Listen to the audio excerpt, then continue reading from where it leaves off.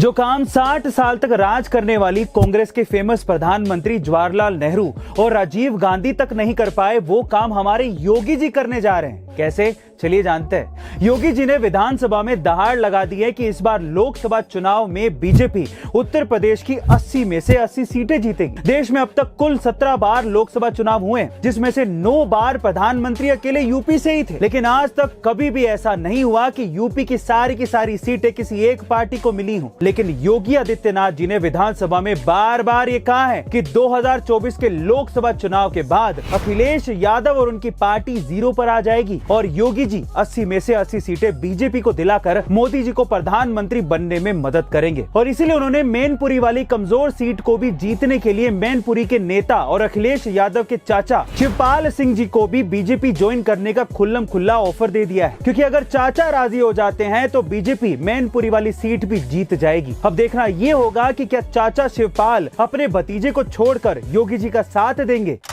क्या दिल्ली की केजरीवाल सरकार रेवड़ियां बांट बांट के कंगाल हो गई है? लग तो यही रहा है। जी हाँ गाइस, दरअसल कुछ दिनों पहले सुप्रीम कोर्ट ने दिल्ली सरकार को आरआरटीसी प्रोजेक्ट के लिए जब बचे हुए 500 करोड़ रुपए जमा कराने को कहा, तो दिल्ली सरकार ने हाथ खड़े कर दिए। उनके पास पार्टी के एडवर्टीजमेंट पर खर्च करने के लिए तो पैसा है, लेकिन जिस प्रोजेक्ट से लोगों को आवाजाही में सुविधा मिलेगी उसके लिए पैसा है ही नहीं। 30,274 करोड़ की लागत से बनाया जाने वाला आरआरटीसी प्रोजेक्ट का सिर्फ 3.32% शेयर ही दिल्ली सरकार को देना है, लेकिन वो भी उनसे नहीं दिया जा रहा। आज भले ही एडवर्टीजमेंट और फ्री की रेवड़ियां बांटने से कुछ लोग सत्ता में रह सकते हैं, लेकिन जब लोगों को सुविधाएं ही नहीं दी जाएंगी तो एक दिन इन लोगों को यह समझ में आ जाएगा कि फ्री की रेवड़ियां वोट पाने के लिए किया जा रहा एक बहुत बड़ा स्कैम है। इन्हीं फ्री की रेवड़ियों की वजह से दिल्ली सरकार पहली बार 2023-24 के अंदर 10,000 करोड़ रुपए के घाटे में है। और अगर ऐसा ही चलता रहा तो कुछ दिनों बाद दिल्ली सरकार के पास फ्री की रेवड़ियां बांटने के लिए भी पैसा नहीं बचेगा। क्या आपको भी ये लगता है कि फ्री की रेवड़ियां दिल्ली की जनता को बर्बाद कर देंगी? कमेंट सेक्शन में जरूर लिखिएगा। मिलते हैं अगली वीडियो में।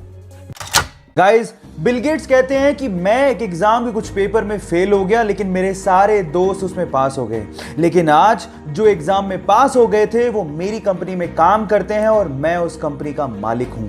गाइस, ये बात आप लोग याद रखिएगा कि अगर आप गरीब पैदा हुए हो तो उसमें आपकी कोई गलती नहीं है, लेकिन अगर आप गरीब मर गए तो इसमें 100% आप ही की गलती है।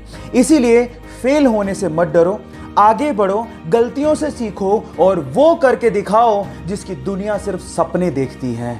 क्या कहते हो आप लोग? लिखो अभी, yes I can do it. China के वुहान सिटी के मीट मार्केट से निकला कोरोना वायरस आज पूरी मानव जाति के लिए खतरा बना हुआ है, लेकिन ये मानव जाति को और नुकसान ना पहुंचाए इसके लिए चाइनीज गवर्नमेंट ने 2 रिमार्केबल काम किए हैं जो आप लोगों को सुनने चाहिए। नंबर 1, 6 दिन में 1000 बेड का हॉस्पिटल तैयार करना। इतना बड़ा कंस्ट्रक्शन मात्र 6 दिन में करना इम्पॉसिबल सा टास्क है, लेकिन चाइनीज गवर्नमेंट और वहां के लोग ये काम कर रहे हैं ताकि लोगों को प्रोटेक्ट किया जा सके। ये बहुत बड़ी बात है। नंबर 2, जहां पर ये वायरस बहुत तेजी से फैला है, जिन सिटीज में ये फैला हुआ है उसको बाकी वर्ल्ड से आइसोलेट करने का काम भी उन्होंने किया है। कम से कम 7 करोड़ लोगों को उन्होंने हाउस अरेस्ट कर दिया है ताकि बाकी लोगों को इससे बचाया जा सके। और ये रिमार्केबल वर्क है जिसके लिए हमें चाइनीज गवर्नमेंट की तारीफ करनी चाहिए।